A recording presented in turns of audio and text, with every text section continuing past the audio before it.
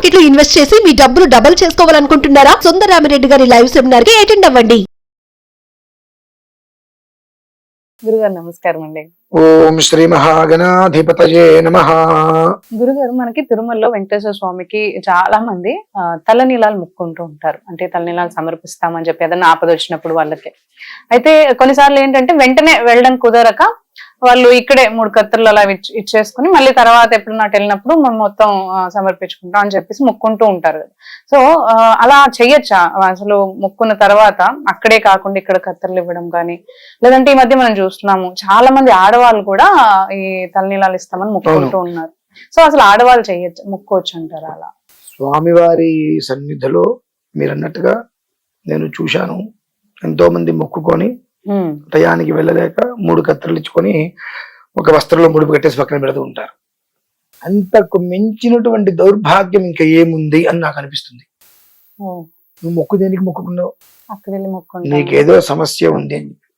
సమస్య తీరగానే నువ్వు ఎందుకు వెళ్ళలేకపోయావు? నీకు వెళ్ళటానికి సమయం కుదరలా.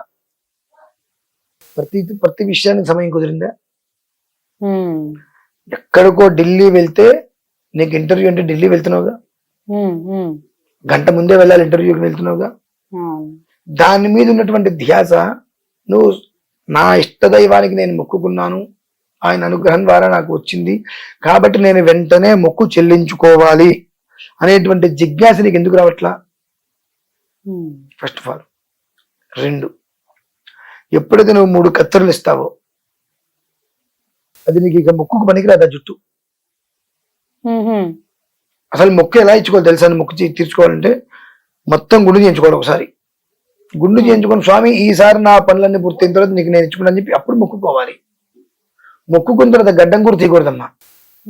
గడ్డం తీసుకుంటాను, మేసం పెట్టుకుంటాను, చెప్పుకుంటాను, నాకు ఎప్పుడో కుదిరినప్పుడు ఈ లోపు 3 కత్తెరలు కట్ చేసి లోపల పెట్టుకుంటాను ఇస్తానంటే అది మైల, మహాపాపం. అటువంటి కేశాలు స్వామివారికి ఇవ్వకూడదు. ఎక్కడి నుంచి పుట్టిందో, ఎవరికి పుట్టిందో పెచ్చ పైత్యం వెర్రి అన్ని పుట్టి చేతులారా జీవితాన్ని సర్వనాశనం చేసుకుంటున్నారు. నేను ఈ చెప్పేటువంటి మాటలు అన్నం తినే వాళ్ళకి మాత్రమే అర్థమవుతాయి. అంటే చాలా మంది రకరకాలుగా దీని గురించి కామెంట్ చేస్తారు. అన్నం తినే వాళ్ళు ఎవరైతే ఉంటారో, శుద్ధంగా చక్కగా ప్రశాంతంగా వచ్చినటువంటి అన్నాన్ని ధర్మంగా తినే వాళ్ళు ఎవరైతే ఉంటారో వారికి నేను చెప్పేటువంటి ప్రతిదీ అర్థమవుతుంది. అశుద్ధం తినే ఒక ఏ పెంట వెధవ కూడా నేను చెప్పేది అర్థం కాదు. అంటే ఎందుకంటే వాళ్ళు వెధవలే కాబట్టి. వెధవలకి ఎప్పుడు వేరు పెట్టి పొడవడం తప్ప విషయాన్ని అర్థం చేసుకోవడం తెలియదు కదా. అంటే వెధవలకి అర్థం కాదు, సద్గుణవంతులకి సంస్కారవంతులకి అర్థమవుతుంది విషయం. 2, ఆడవాళ్ళు తిరుమలలో గుండు చేయించుకోవడం చాలా దోషమమ్మ. అవునా గురుగారు? ఆడవారు వారి యొక్క జీవితం మొత్తం మీద కేశవపనం చేయించారు అని అంటే ఒకసారి వాళ్ళకి ఒక్కసారి కేశం నుంచి శిరస్సు నుంచి కేశాలు అంటే గుండు చేయించుకున్నారు అంటే జీవితంలో ఇంకా మళ్ళీ వాళ్ళకి జుట్టు పెంచుకోకూడదు. వాళ్ళు భర్త ఉన్నంత కాలము కూడా వారు గుండు చేయించుకోవడానికి అర్హులు కారు. వాళ్ళకి ముక్కు ఏంటండి? భర్త బ్రతుకున్నాక ముక్కలు ఎక్కడి నుంచి వచ్చినాయండి? వాళ్ళకి సిగ్గుండాలి. కానీ అంటే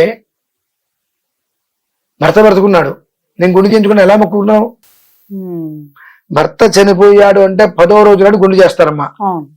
ఇక ఆ తర్వాత జీవితకాలం ఆవిడ ప్రతి 15-20 రోజులకు 15 రోజులకు ప్రతి అమావాస్యకు ప్రతి పరువు గుండు చేయించుకుంటూనే ఉండాలి.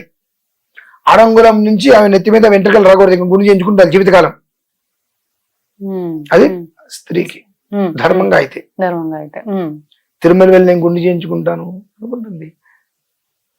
ధర్మం మొత్తాన్ని నాశనం చేస్తున్నారు అందరూ కలిసి. ధర్మం మొత్తాన్ని సర్వనాశనం చేస్తూ మనకంతా మంచి జరగాలని ఎక్కడ జరుగుతుంది?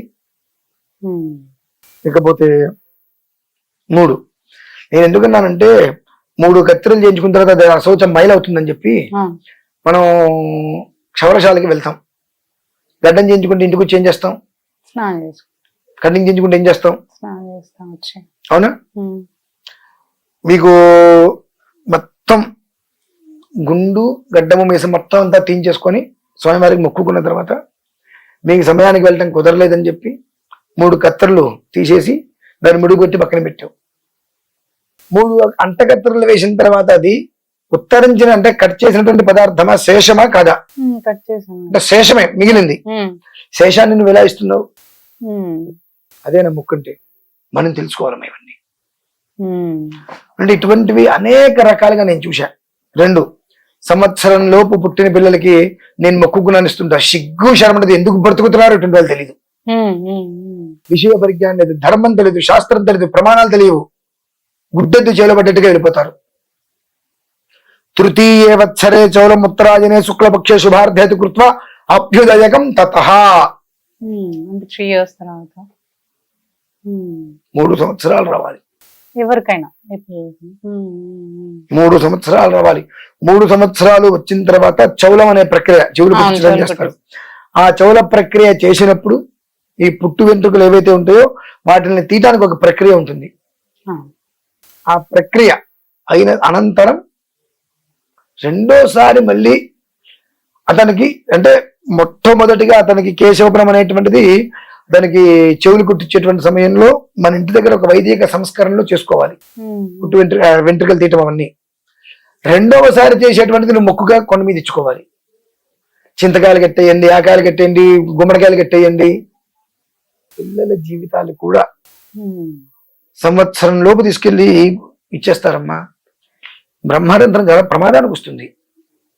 సంవత్సరంలో పిల్లలకి మీరు ఇక్కడ చేపెట్టండి, అవును, మెత్తగా ఇది తగులుతూ ఉంటుంది, లోపల తగులుతూ ఉంటుంది. చాలా ప్రమాదం అమ్మా అది.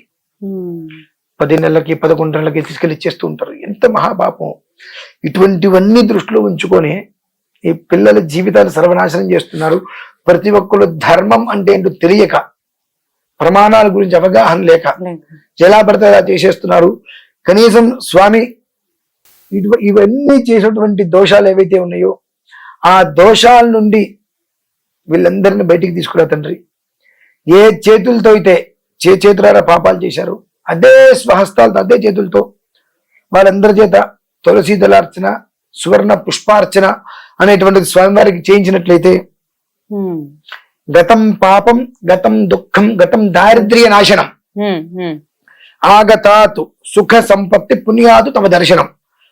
ఇది చేయటం, ఇది స్వామి వీళ్ళందరికీ చేత ఈ యొక్క విధానాన్ని అనుసరించగలిగితే, వాళ్ళందరూ అందులో కనుక పాల్గొనే విధానాన్ని అనుసరింపజేసుకోగలిగితే గతంలో చేసిన పాపం, దుఃఖం, గతం దారిద్ర్యాలన్నీ కూడా నాశనం అయిపోయి ఆగతాత్ ఇక వచ్చేటువంటివి ఏంటి? సుఖ సంపత్తి పుణ్యాదు నీ యొక్క దర్శనం తండ్రి, వాళ్ళకి అనుగ్రహాన్ని ఇవ్వు అని అనేటువంటి అనేక రకాల మార్గాలను దృష్టిలో ఉంచుకొని ఈ రకంగా చేసుకుంటూ కుటుంబానికి వృద్ధి లేకుండా జీవితకాలం కొని తెచ్చుకుంటున్నారు దోషాలని అనే ఒక బాధ మనస్సులో పడి దానికి సరైనటువంటి సమయం కావాలి అనుకున్నప్పుడు అది 21 వరకు ఆ సమయం రావటం. ఈ 3 శ్రవణ నక్షత్రము, సోమవారము, అష్టమి, సూర్యోదయానికి ఉత్తరాషాఢ నక్షత్రం కలిసి రావడం అనేటువంటిది ఒక భవ్య యోగంగా భావించి ఆ రోజున ఈ యొక్క క్రతువు పెట్టడానికి మూల కారణం ఇవ్వమ్మ. ఈ పూజలో మీరు అర్థం చేసుకోవాలి. ఈ పూజలో మనం అర్చన అన్నారు, ఎలాంటి పూజ అనేది నిర్వహిస్తున్నారు? అదే లాస్ట్ మనం 2 వీడియోలో కూడా మనం చెప్పుకోవడం జరిగింది. 21వ తారీఖు స్వామివారికి మనం చేసే సువర్ణ పుష్పార్చన ఎందుకోసం చేయాలంటే ఇటువంటివన్నీ ఉంటాయి. తెలుసో తెలియకో చేయకపోతే ఏమైనా అనుకుంటారేమో, వాళ్ళు చేయలేదంటారు, ఇట్లా అంటారు, వీళ్ళు అంటారు, వాళ్ళు అంటారు అని మనం చేసుకుంటూ ఉంటాం. చేసుకునే అన్నిటికీ కూడా పాప మొత్తం మన నెత్తి మీదే.